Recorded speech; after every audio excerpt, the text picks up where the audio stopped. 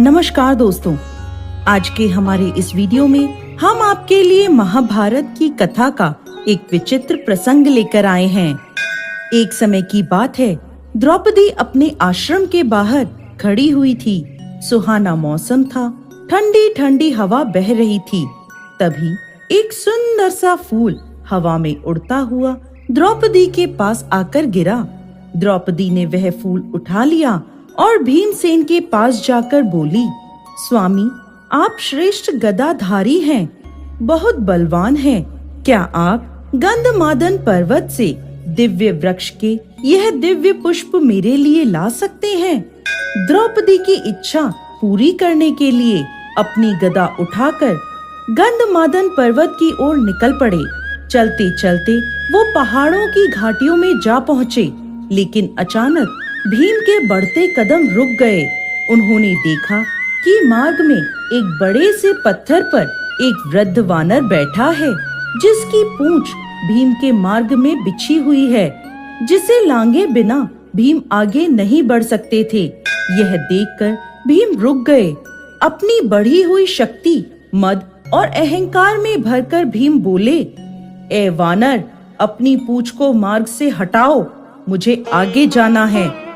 बंदर ने देखा, हाथ में गदा लिए, राजसी वस्त्र पहने और मुकुट धारण किए भीम खड़े हैं और उन्हें पूंछ हटाने के लिए कह रहे हैं।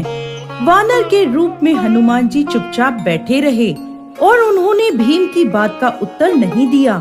भीम ने फिर कहा, ए वानर, सुना नहीं तुमने? मैं कह रहा हूँ, अपनी पूंछ हटाओ, मुझे आगे जाना है। तुम वृद्ध हो, इसलिए मैं तुम्हें कुछ नहीं कह रहा, वरना।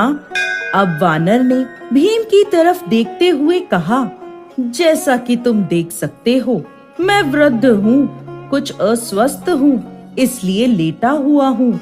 अभी अभी आंख लगी थी और तुमने आकर मेरी नींद खराब कर दी। मुझ में इतनी ताकत नहीं है कि मैं स्वयं अपनी पूंछ को तुम्हारे मार्ग से हटा सकूं। तुम थोड़ा कष्ट कर लो भाई, मेरी पूंछ को थोड़ा सा सरका दो और आगे निकल जाओ। ये सुनकर भीम को क्रोध आ गया।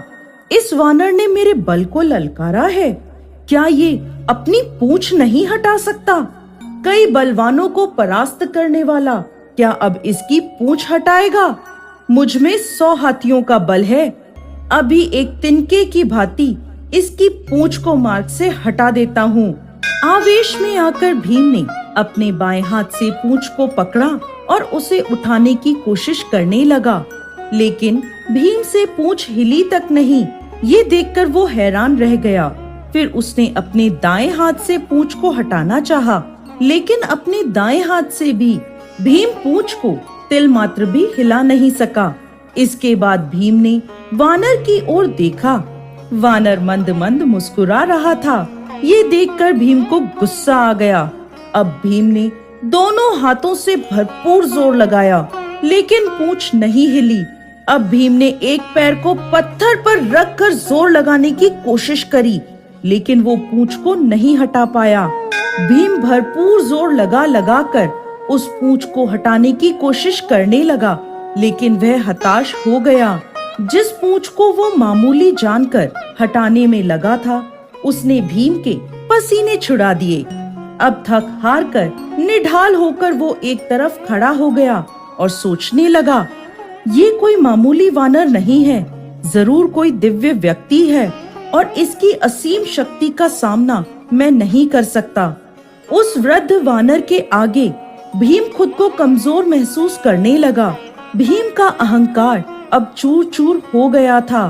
तभी वो उस वानर के आगे हाथ जोड़कर खड़ा हो गया और पूछने लगा, जिसकी पूंछ को मैं उठा नहीं सकता, वो कोई साधारण वानर नहीं हो सकता।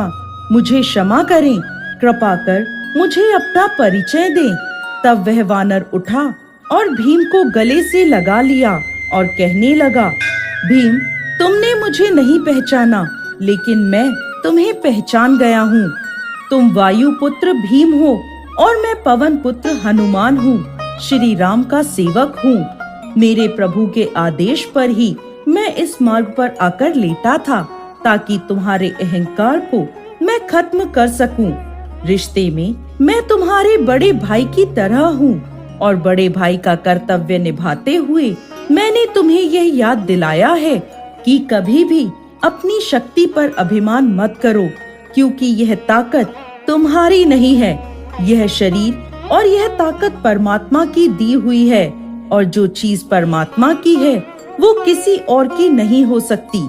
हनुमान जी की यह बातें सुनकर भीम की आंखें खुल गई और वो हनुमान जी के चरणों में गिर पड़ा।